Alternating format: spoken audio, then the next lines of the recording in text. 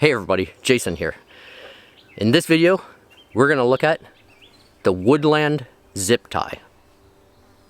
So let's have a look. The Woodland zip tie is really just a trendy name given to a very common knot. We could also call this a rope zip tie, but in reality, it's only a girth hitch. Let me show you how to tie the knot, and I'll give you a bit of an explanation as we go. As you can see, the girth hitch can be created by forming a couple loops in a length of rope and then folding them together. Another way to tie the girth hitch is to pass a bight over and around an anchor point and then pass the standing parts of the rope through the loop, as shown here. There are actually two nearly identical knots that share the same structure. The knot on the left is a cow's hitch because the main loop is on the bottom of the standing part of the rope. And the knot on the right is a girth hitch because the loop is on the top of the standing parts.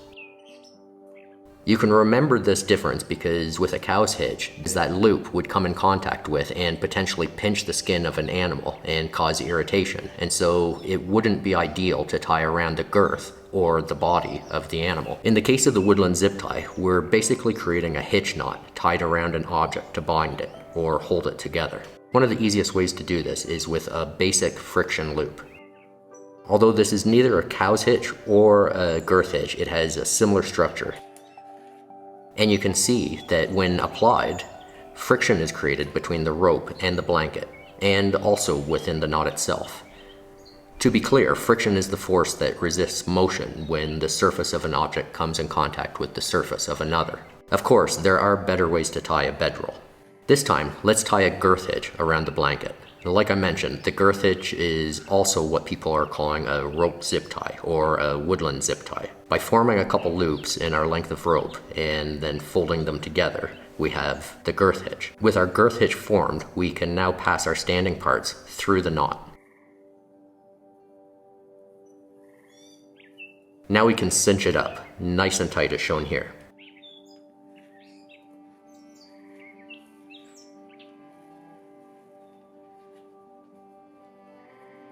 With the girth hitch, the knot has additional friction points and so will hold more securely. Untying the knot is also relatively easy.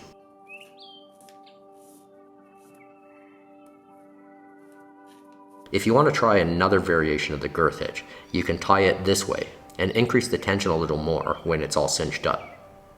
This knot is called the cat's paw knot.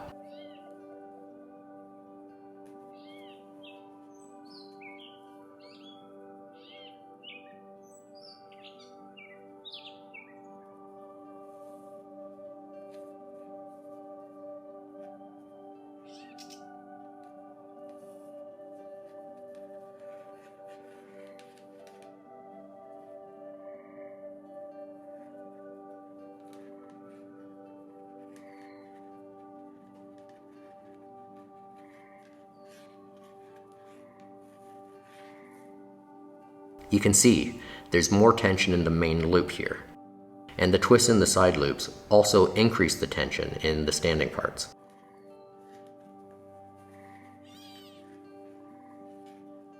So there you have it, the Woodland zip tie, an alternative to the Canadian jam knot. If you don't know the Canadian jam knot, you can check it out right here. I hope you like this video. Thanks for watching.